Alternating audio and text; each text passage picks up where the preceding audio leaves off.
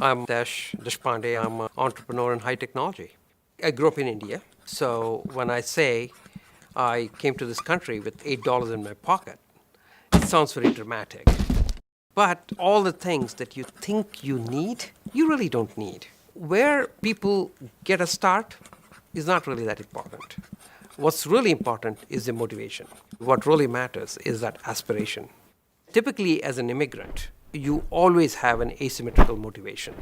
People sometimes in the United States, when they grow up with all the comforts that they have, they take it for granted. You flip a switch, the lights come on, you turn the tap, the water comes on. They don't see the opportunity that they have around them. They really need to understand how lucky they are and how many resources they have that they can actually achieve anything they want. What they really need is that motivation and aspiration.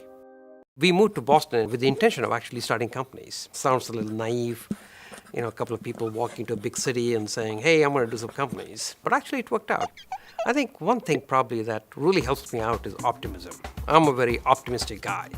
I think I always feel like things are going to work out. And so you get hit with something and it looks like the end of the world. But if you can just sit on it for a little bit, things don't look as bad. You have to find your passion. You have to be very sure. You cannot just become an entrepreneur because you think in 3-4 years you're going to get rich and live happily ever after. They may or may not be successful in the first attempt, but then there's chances to improve in the second. If not the second, the third. If not the third, the fourth. So entrepreneurship should be perceived more as a career choice as opposed to a one-time lottery ticket. If you make a commitment to actually pursue things that you really enjoy doing and you love doing, and you cut out everything else. To others, it may look like sacrifice because you're living on nothing and that's all you're doing and you're doing 18 hours a day. But for you, that's the biggest gift you could ever have.